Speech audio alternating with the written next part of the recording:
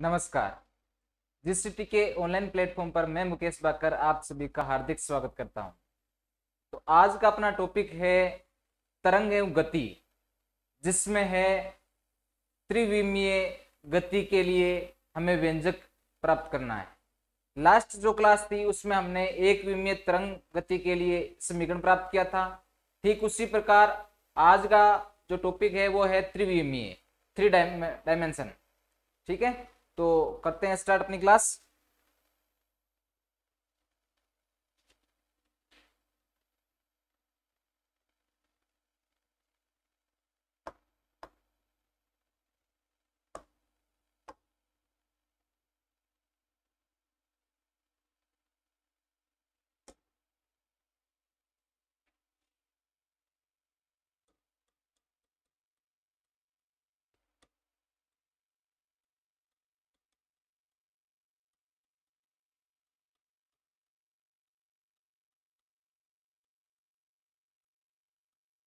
हाँ, तो त्रिविमीय इसमें तीनों दिशाएं होगी।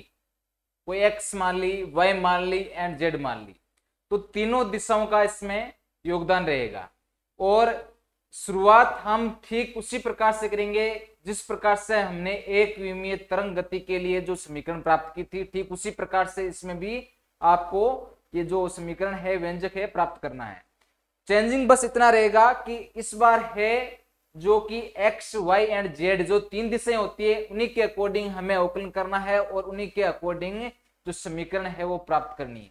तो सबसे पहले वही बात है कि जब माना कोई त्रिविमीय कण है जो कि किसी दिशा में संचरित हो रहा है, तो संचरित होने में टी नोट समय में विस्थापन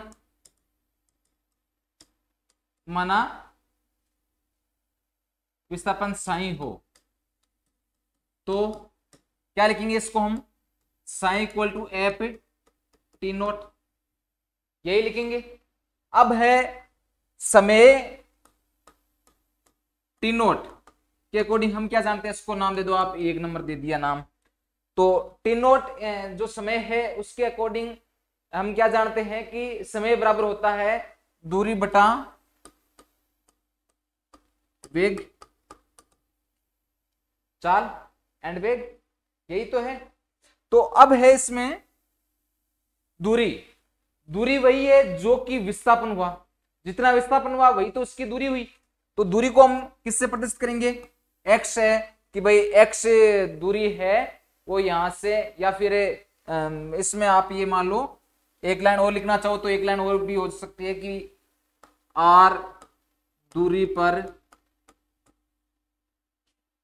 समय टी नोट,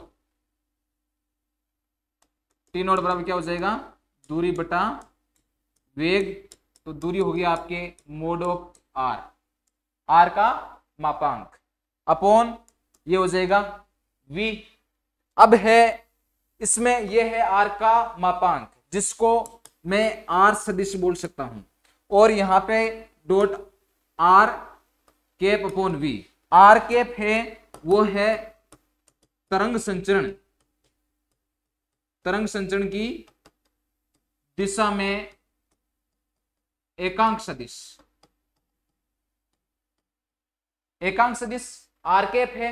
आर कैप का मान एकांक सदिश है, मतलब कि इसका मान है जो कि क्या है? एक है। अब यहां पे एक जो लास्ट टॉपिक था अपना एक विमीय तरंग समीकरण, उसमें हमने एक मान निकाला था नियतांक के का, जो कि क्या था? वैसे तो अपने के बराबर ये था कि 2 पाई अपॉन लेमडा, ठीक है, और उसके अकॉर्डिंग ओमेगा अपॉन वी, यही था। तो अब है यहां से जब इसका मान निकालेंगे, हमें इसको नाम दे दो आप समीकरण नंबर 2। तो यहां से v का मान निकालेंगे तो v बराबर क्या हो जाएगा? ओमेगा अपॉन के। समीकरण नंबर हो गई 3। क्लियर है? अब समीकरण 3 का मान 2 में रखने पर 2 में रखा तो कितना हो जाएगा ये टी नोट इक्वल टू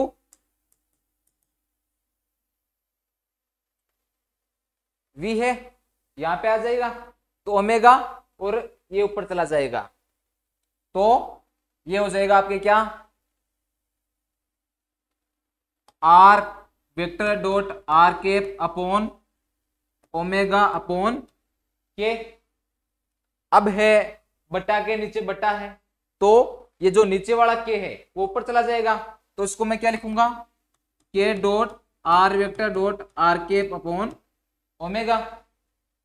फिर है हम जानते हैं कि के डॉट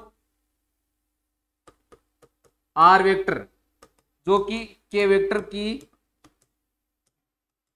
दिशा में है, यानी कि जो ये दोनों इन दोनों का गुणा इस जो नियतांक है वो के वेक्टर की दिशा में है तो इसको मैं क्या लिखूंगा साथ में मैं लिख दूंगा इसको के vector dot r vector upon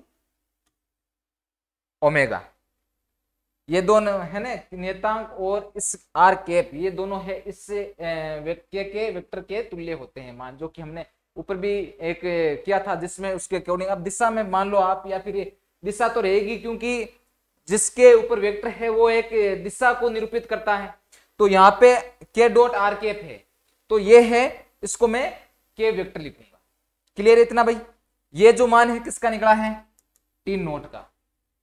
ठीक है, अब देखना आप कि जो ये तो है आपके आर वेक्टर की दिशा में विस्थापन टी माइनस टी नोट हो तो ये जो है हमें जो ये समय दिया गया है अब इसमें क्या होगा कि ये मान है वो आर वेक्टर की दिशा में विस्थापित हो, विस्थापित मान लेना इसको विस्थापित हो तो जो मान किसका हो साई का जिसको मैं क्या लिखूंगा टी माइनस टी नोट ये समय है ना विस्थापित इसकी पूरी लाइन 1 मिनट दिशा में विस्थापन और तो समय टी माइनस टी नोट तो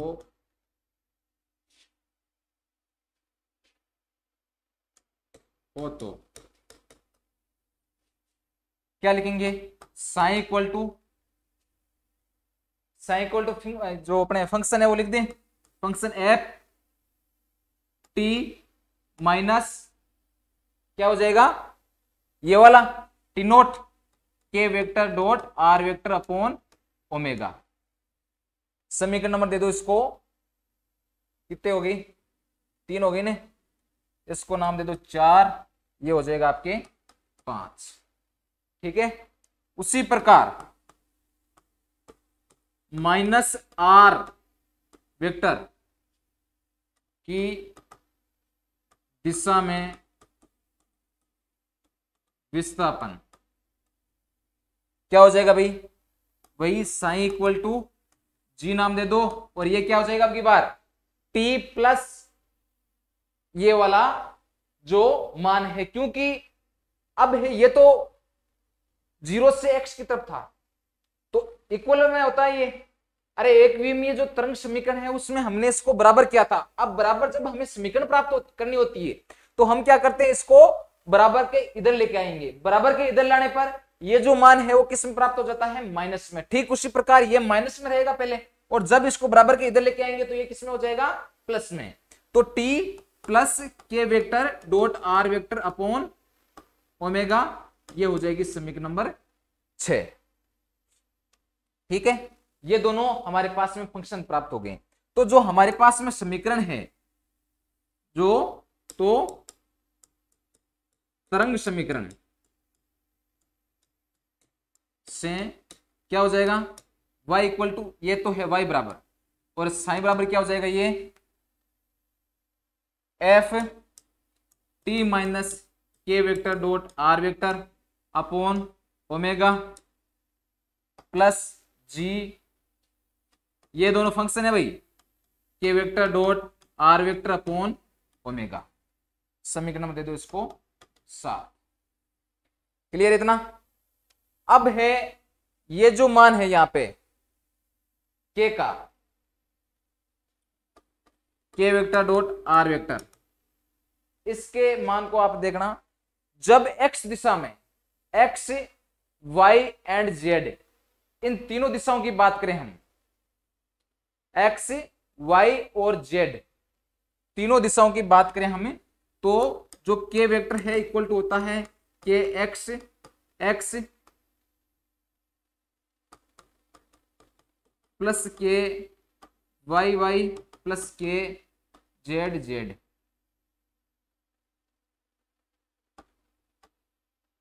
ठीक है, इनके वेक्टर लगा दियो।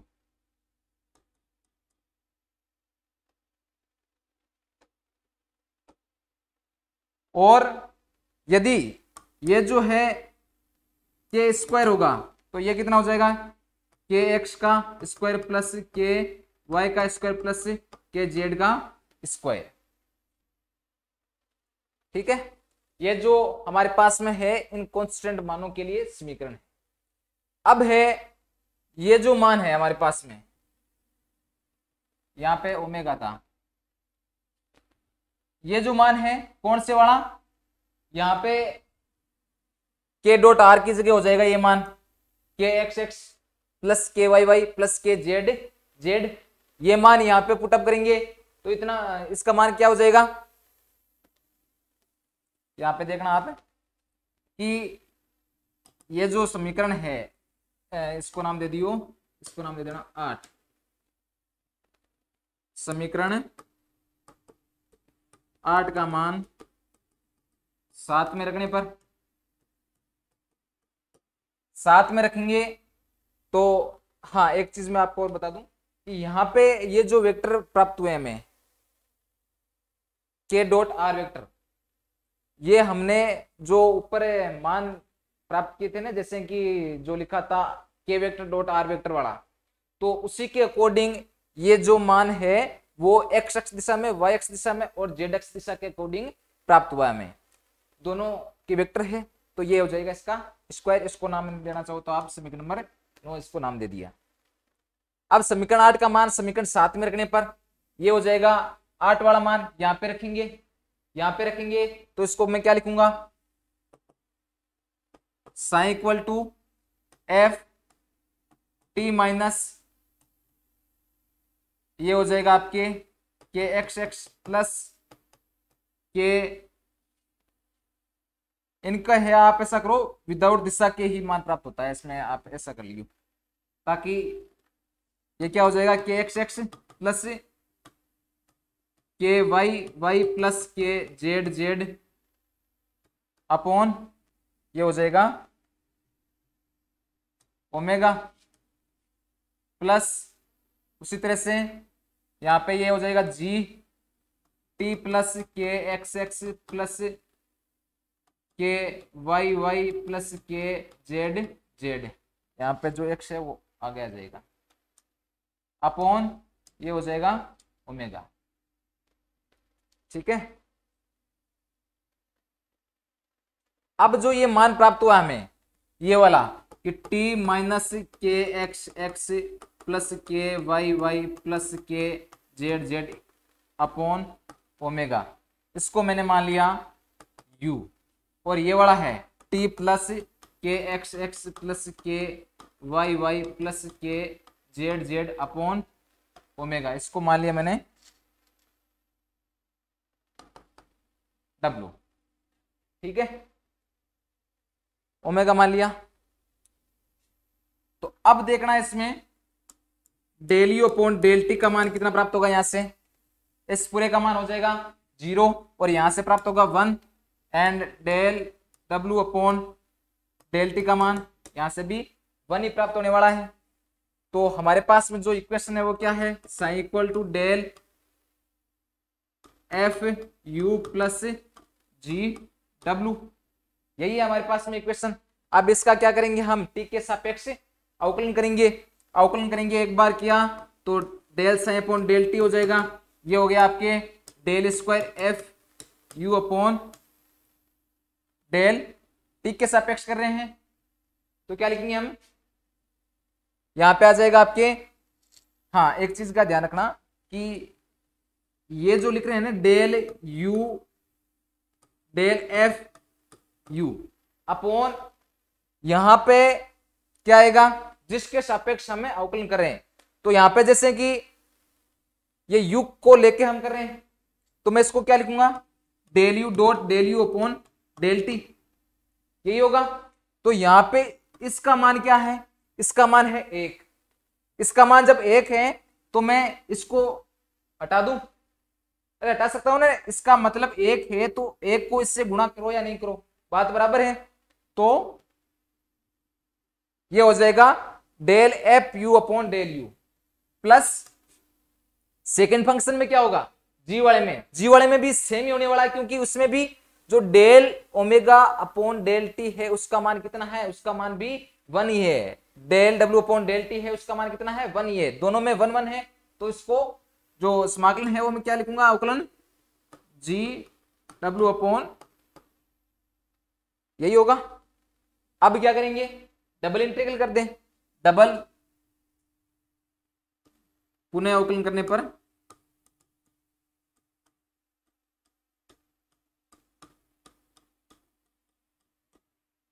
कितना हो जाएगा, ये del square psi upon del T square equal to, ये हो जाएगा आपके del square F U upon del U plus del square G W upon,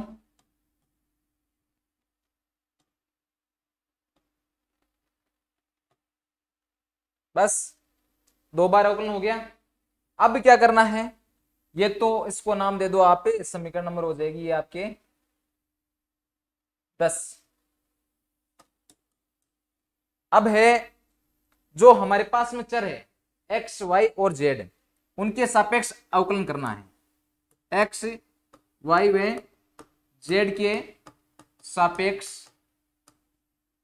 sign का अवकलन करने पर, अब x के सापेक्ष करेंगे तो x के सापेक्ष कितना हो जाएगा, del psi upon del x, तो ये कितना होगा, ऊपर वाला देखो यहां से करेंगे, इसी का कर रहे हैं हम, इसका करेंगे तो जो t है उसका मान हो जाएगा 0, और यहां से इसका मान क्या हो जाएगा, kx, ये हो जाएगा kx, एंड यहां पे देखना जो kx x plus K Y Y plus K Z Z है upon omega equal to U है, तो यहां से इसका मान 0 हो जाएगा, इसका मान भी 0 हो जाएगा, और यहां से जो मान प्राप्त होगा वो क्या होगा, के एक्स अपॉन ओमेगा, यही प्राप्त होने वाला है। और साथ में अब मैं इसका डबल इंटीग्रल कर दूं, तो डबल इंटीग्रल करने पर यहां पे क्या प्राप्त होने वाला है, इसका स्क्वायर हो जाएगा, यहां पे भी स्क्वायर हो जाएगा, यहां पे भी स्क्वायर हो जाएगा, और ये वाला साथ में आ जाएगा, क्योंकि ये तो मान है नियत मान है, फिक्स मान है, ये तो जो गुणा में आए हैं वो मान मैंने बाहर लिए हैं, तो इनके मैं सीधे ही आपको अवकलन करके बता रहा हूं, ये है, समझा दिया मैंने आपको। अब है यहां से क्या होगा, del square psi upon del X square, तो इसका अवकलन क्या होगा, इसका अवकलन हो जाएगा K square upon omega square, K X square, K X का स्क्वायर अपॉन ओमेगा स्क्वायर कोष्टक, ये हो जाएगा del square function U upon del U square plus ये हो जाएगा del square F G W upon, इसको नाम दे दो समीकरण नंबर 11। फिर अब है del square psi upon del Y square, Y के सापेक्ष डबल बार इंटीग्रल करेंगे तो ये भी कितना हो जाएगा, K square Y upon omega square और del square F U upon del U square plus del square G W upon W square समीकरण नंबर हो जाएगी 12। यहाँ पे ये y y है तो x x कर दियो और y y है तो y y हो जाएगा। अब है z के सापेक्ष करेंगे, तो z के सापेक्ष करेंगे तो ये कितना हो जाएगा, z अपॉन ओमेगा स्क्वायर, और ये हो जाएगा del square F U upon del U square plus del square G W upon del W square, समीकरण नंबर हो गया 13। क्लियर है भाई इतना। अब क्या करेंगे, जो समीकरण 11, 12 और 13 इनका योग करने पर, तो इनका योग क्या होगा, समीकरण 11, 12 व 13 का योग करने पर। अब इनका योग कैसे करेंगे, यहां पे क्या है, इधर del square psi upon del X square plus इधर यहां पे क्या है, del square psi upon del Y square plus del square psi upon del Z square equal to क्या हो जाएगा, इक्वल टू इन तीनों को साथ में लिख दें, साथ में लिखूंगा मैं तो ये क्या हो जाएगा, अरे के square x plus K Y Y plus के स्क्वायर जेड जेड, ये जो मान है किसका है, के स्क्वायर का। ऊपर हमने मान निकाला था ना, अरे एक इक्वेशन थी शायद 3-4 इक्वेशन के समथिंग होगी, तो उसमें है इसका मान हो जाएगा K square upon omega square, और यह प्राप्त हो जाएगा del square F U upon del U square plus del square G W upon del W square, समीकरण नंबर 14। अब है ये जो मान है कौन से वाला, del square upon del X square plus del square upon del Y square plus del square upon del Z square equal to होता है आपके डेल स्क्वायर, ये लाप्लास समीकरण के अकॉर्डिंग होता है ना, मैथ्स में है आपके लाप्लास समीकरण और फिजिक्स में भी है। तो इसके अकॉर्डिंग इस पूरे मान को मैं क्या लिख सकता हूं, साइन डेल स्क्वायर साइन लिख सकता हूं मैं इसको। अरे ये जो है स्क्वायर वाला, यहां पे जो फंक्शन है, फंक्शन क्या है, जिसके सापेक्ष हम जो अवकलन कर रहे हैं, और ये क्या मान है, साइन। तो इस पूरे को मैं क्या लिख सकता हूं, डेल स्क्वायर। तो यहां पे क्या प्राप्त हो जाएगा, del square psi equal to K upon omega का square. K upon omega square बराबर क्या होता है, ये भी मैं आपको यहीं पे लिख देता हूं एक बार, के अपॉन ओमेगा। ये हमने समीकरण नंबर कौन से में किया था, 2 में किया था शायद, जिसमें आपके अभी जस्ट ही किया था, कौन से वाले में, जिसमें ये लिखा हुआ था T equal to R vector dot R cap upon V लिखा हुआ था, और फिर हमने वी की जगह ये लिखा था ओमेगा अपॉन के, फिर है यहां पे ओमेगा मान आ गया था, के ऊपर चला गया था, यही हुआ था। तो इस ओमेगा अपॉन के को मैं क्या लिख सकता हूं, जब v बराबर ओमेगा अपॉन के होता है तो के अपॉन ओमेगा क्या हो जाएगा, 1 अपॉन वी। और यहां पे जो मान है कौन से वाला, ये वाला मान, ये किसके तुल्य है, ये है del square psi, del square psi upon del T square. तो इस पूरे को क्या लिखूंगा मैं, ये इधर हो जाएगा आपके del square psi equal to ये हो जाएगा 1 अपॉन वी स्क्वायर, और इधर हो जाएगा ये पूरा मान del square psi upon del T square. Clear है। ये कहां से प्राप्त हुआ, ऊपर जो हमें एक समीकरण दी हुई थी y के पदों साइन के पदों में, जिसका हमने t के सापेक्ष से अवकलन किया था। ठीक है, तो 1 upon V square del square psi upon del T square, ये हमारे पास में इक्वेशन प्राप्त हो गई। अब यहां से यदि हमें और आगे हल करना चाहें तो इसको वी स्क्वायर है उसको मैं उधर भेज दूंगा। तो ये कितना हो जाएगा, del square psi upon del T square equal to ये हो जाएगा वी स्क्वायर डॉट साइन, ये हो जाएगी आपके समीकरण नंबर 15। हो गई समीकरण नंबर 15। तो नीचे लिख देना समीकरण 15 या उपरोक्त व्यंजक त्रिविमीय तरंग समीकरण को व्यक्त करता है, ये व्यंजक को व्यक्त करता है।